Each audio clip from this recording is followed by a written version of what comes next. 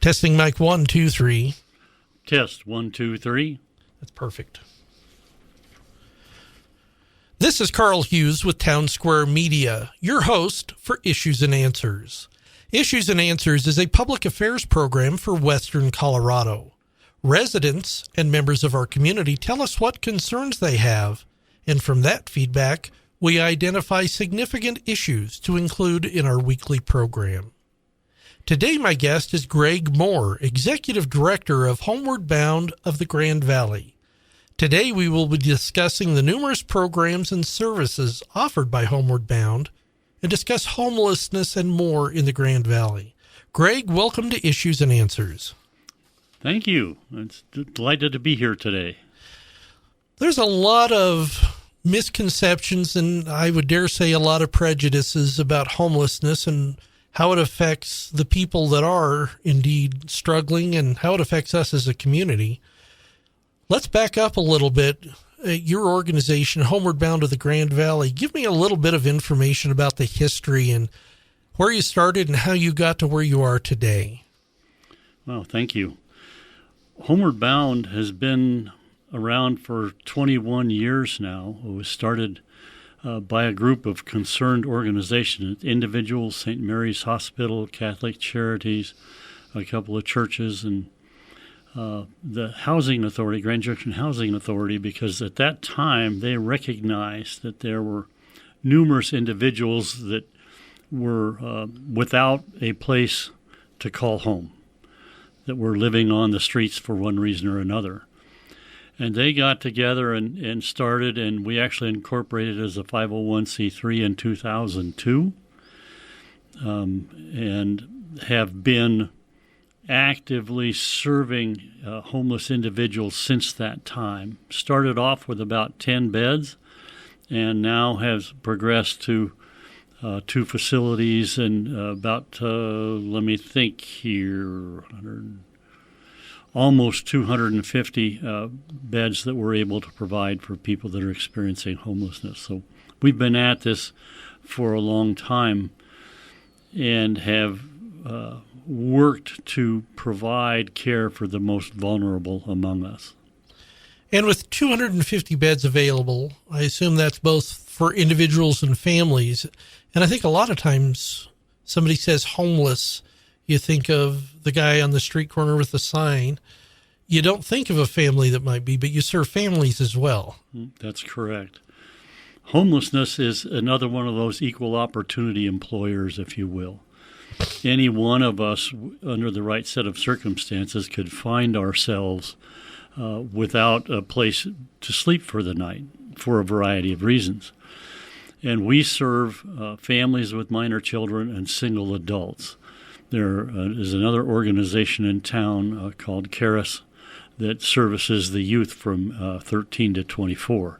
So we've got the spectrum covered in that regard.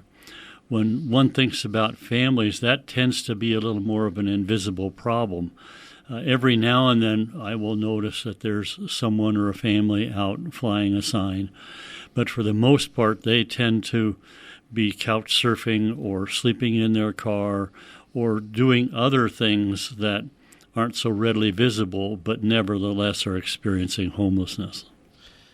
And I believe you are the only open year-round shelter between Delta and Salt Lake City. Is that correct? Between Denver and Salt Lake, about a 200-mile radius of the western Colorado that we serve. There are other communities that have small shelters, but we're by far the largest one between Denver and Salt Lake, and we're the only fully trauma-informed design shelter west of the Mississippi until you get clear out to the west coast. So that's an interesting phrase, a trauma-informed facility. What does that mean, or what does that entail? Well, trauma-informed care is a concept of care that's been developing over the last couple of decades, and it has to do with recognizing that each and every person in this life suffers some form of trauma, some at a much deeper level and more prolonged way than others. And the notion is that we need to be aware of that because it can affect our responses to the environment and the people around us and can create some significant relational difficulties in the process, both internally for us as a person and externally as we engage with other people. So trauma-informed care says, let's account for that in how we construct the facilities and how we operate the facilities and how we train the staff that is interacting with the people.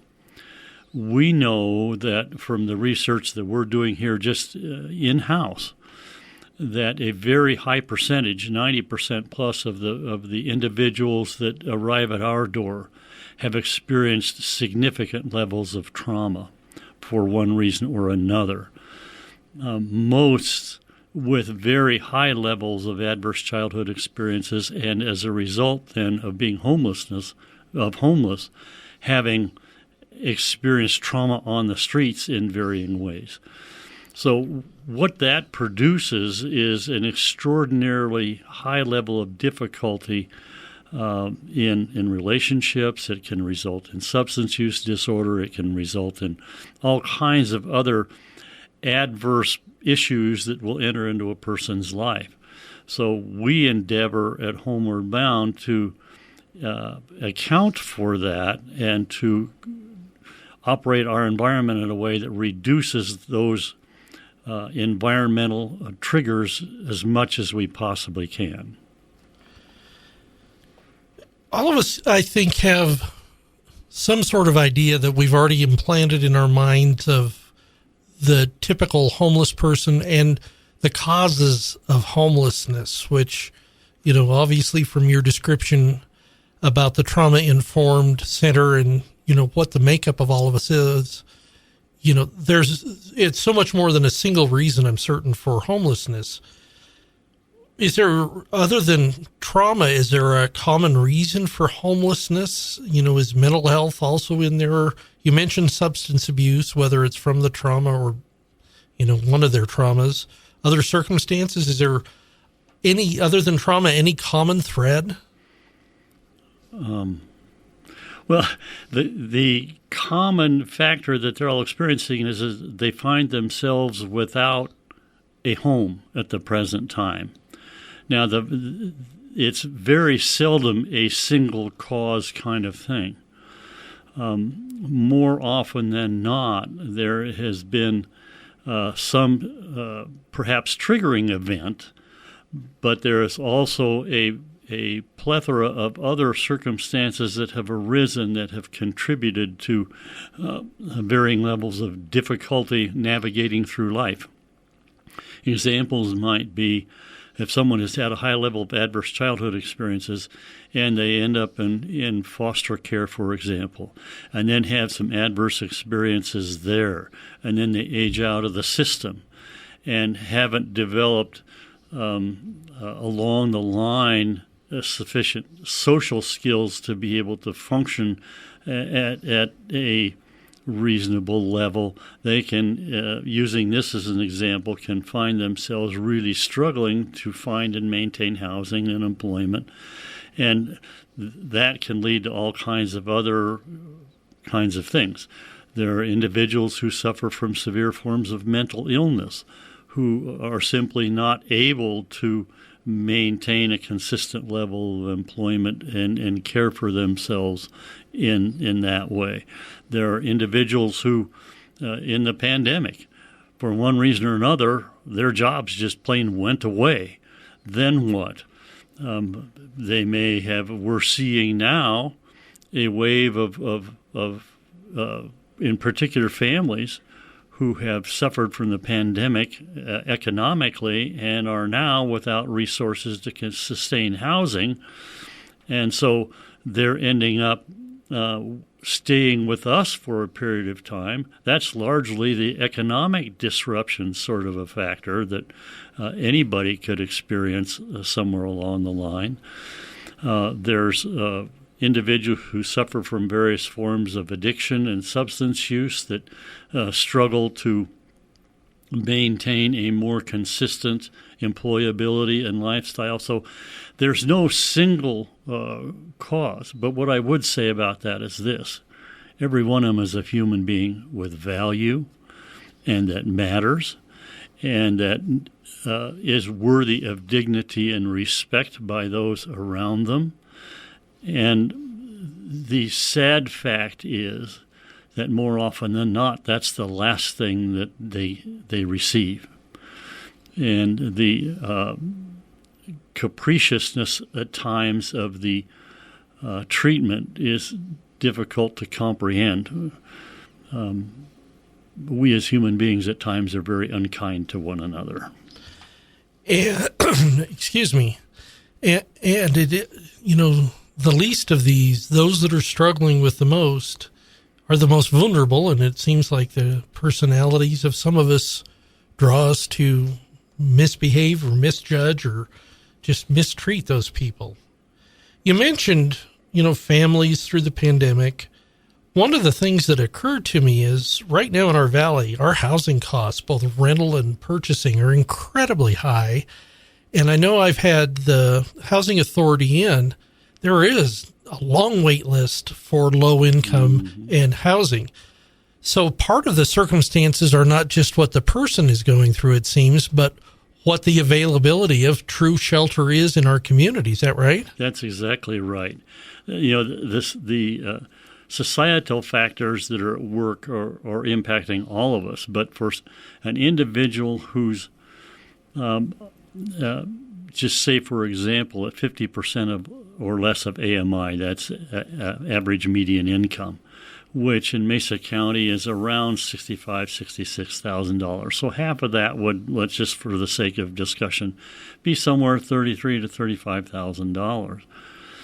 When the price of a single-bedroom apartment is $900 to $1,000 a month, they become rent challenged very quickly. Even at that level, most of the individuals we serve are at 20% or less, some absolutely with no income for a variety of reasons. More often than not, they're disabled for one reason or another and unable to produce income.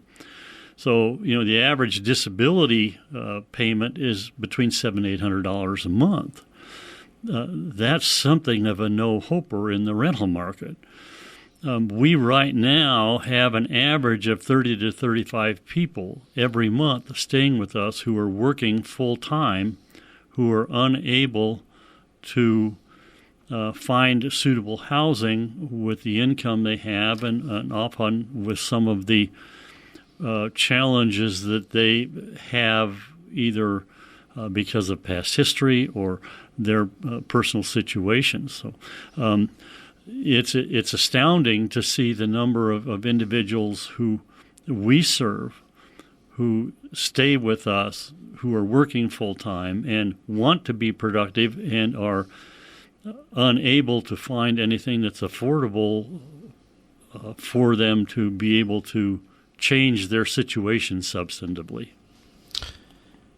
I know your website mentions emergency shelter. Obviously, for those that are chronically homeless, both because of the lack of affordable housing in our community, and then I guess there would always be a segment of the population you serve that are going to be chronically homeless, that's the life that they've adapted to, and they're going to continue on that way, or do most people have a goal of trying to find housing and to change their circumstances? I know it's kind of hard. I think that's a both and. It's not an either or. Right. In this context, I think there are very few individuals that, given the choice between someplace warm and comfortable to be and sleeping in a tent when it's 10 degrees or zero, right, would not choose someplace warm and comfortable. The trick to all of this is that for a variety of reasons, more often than not mental health issues or substance use, those kinds of things, there are individuals who cannot sustain that kind of an environment without significant social supports around them. intense case management, consistent medical care, access to the kinds of behavioral treatment that will help them cope effectively and be able to sustain the kind of even a single one-bedroom apartment. So we can bring a functional end to homelessness, but we have to make the commitment to the other support services that are necessary for those individuals to sustain it. I will say this about that. The overall cost, societal cost, taken as a whole, when you account for the cost to of the medical care in the emergency rooms and things, the cost for the first responders to do that, the cost for the police and the court system and all those kinds of things is enormous. It's far less, takes a far smaller investment from society to house people and provide the services than it does to do the other things we're doing now, and have our jails be the treatment centers and have the police and first responders spending all their time in the emergency rooms full of people who that's the only place they can get medical care. So I think it's a multi-pronged approach to this, recognizing that housing is the symptom. It's also the basis for changing things, but it takes a whole range of things all coming together and working and collaborating together to address this effectively.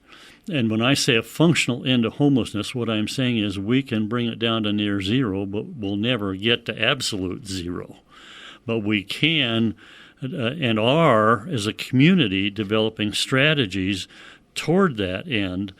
And I believe with the level of collaboration and cooperation I see among the governmental agencies and with the service agencies here in town, we are getting positioned here to make a substantial difference in the visible individuals who don't have any place to go. For those that are just joining us, today my guest is Greg Moore, Executive Director of Homeward Bound of the Grand Valley. Today we're discussing the numerous programs and services offered by Homeward Bound, discussing homelessness and more in the Grand Valley. Let's move on. Talk about the facilities that are currently run by Homeward Bound. If I understand it right, you've got the facility on North Avenue and then the Pathways facility. So if you could tell me a little bit about each of those. Okay. Well, let's begin with North Avenue. That was a building that was originally built as a Knights of Columbus Hall, and it has been remodeled several times. We're currently in the midst of another remodel. That's at 2853 North Avenue. That's been our home since we got started. That facility houses, we have 100 beds and another 20 to 25 mats we can put on the floor when it gets really cold, the weather gets nasty. So we can accommodate about 120 to 125 individuals a night there. We provide a breakfast and dinner. We provide a safe outdoor space underneath the canopy where people can be during the day that has some infrared heaters and some lights in it, so there's a safe place for people to be. We did that because we recognize that when you're out on the street, there ain't nowhere safe. So we were looking to create a space where they could be during the day. And also with that, and I'm really excited to talk about this, we have a new program called Homeward Hounds. And in cooperation with Royce Hurst, who went out and got a grant from PetSmart to make this happen, we have there will be 9 what we call pallet shelters there that are little individual places that are set up there, and they have heat and lights and electricity and a safe space. And we are going to be making those available to people with pets because that's a group of individuals we have not been able to serve. Your typical congregate shelter, which is more of a bunk room type situation, doesn't mix well with people with pets. So we're excited to be rolling that out. We're working with the county and some other authorities that have jurisdiction to get all the final approvals and hope to have that rolling here in the next 30 days. So there's lots of good things happening. We also remodeled that facility and are bringing it up to the trauma-informed care standards that we have over at Pathways, which is our second facility. That's over on 29 Road, just north of the canal, north of Orchard Avenue. It's a new 3-story building. If you're driving by, you'll see it there. That facility was built and designed according to the trauma-informed design standards, and it houses families with minor children, and that's where all of our other programs and services that we offer are housed in that facility as well. We have a variety of different pathways, that's why it's called Pathways, that someone can choose to pursue in an effort to create a situation for themselves where they can stabilize and then move into permanent housing, which is our ultimate goal for everybody, is that everybody would have some form of housing that's designed for human habitation, that's a safe place for them and their pet or their family or just as an individual to be. So let's talk a little bit about those programs. Obviously, one of the programs is shelter, and you've got it available both for families and single adults. Tell me about your food recovery program. That's, from what I read on the website, just a pretty ingenious and a wonderful setup. Well, we've been working with a number of organizations here in the Grand Valley for a number of years to work at getting the right food to the right people when they need it. And there's a lot of really good work being done in this arena. Western Colorado Community Foundation has led the way in gathering us all together and saying, how can we do this well? There are a number of other partners, Food Bank of the Rockies, Clifton Christian Church and their food bank, the local food bank, the school district does some of this. And we have, through a grant from Western Colorado Community Foundation, have been able to purchase a box truck that's temperature controlled and has a lift on it. So our truck goes out 5 days a week, and we pick up donations, we pick up food that's been prepared. St. Mary's and the Convention Center provide us whatever they don't use that's pre-prepared. We gather all of that up. There's a number of Starbucks that work with us, Walmart and Sam's and other organizations like that. We gather up that food and we bring it back in Food Bank of the Rockies, and we weigh it and sort it, and then we keep for what we can use for our purposes, and what we gather up that we can't use, we distribute to the other food distribution organizations that we work with in an effort to be sure that as little is wasted as possibly can be, and as much as can possibly be used to give to somebody that needs a meal or needs a food box or whatever the case might be. We also work with Canyon View Vineyard on the weekend with their food distribution efforts. They take the box truck on Sundays and use it for their purposes to distribute food to those in need. So there's a whole community of people involved in food distribution to those in need that is beautiful to watch work. The heart of mercy and grace that's at work there is tangible. Well, and to address the needs of the community that didn't fall under the label of homelessness, but they're struggling. You know, they're using what little income they have to pay their housing and utility costs, and they struggle with food, and especially with a family, what a challenge. Incredible blessing to see this amount of coordinated working together by so many organizations. Yes. How about on-site health care? You said, is that also something that occurs at the Pathways facility? Well, you know, that's another really interesting story. Would have been almost a year and a half ago now. Lucy Graham, who's the director of the education at the School of Nursing at CMU, called us, and we had been working with them for some time in an effort to provide internship opportunities for their students. said, hey, we've come across the possibility for a grant here for a nurse-led clinic to serve in rural areas for underserved populations. Would you guys be interested in partnering with us to do that? And we're kind of going, wow, that's out of the box. We hadn't even thought about that. Now, Marillac and others have come consistently over the years and provided services on site, once a week, that kind of thing.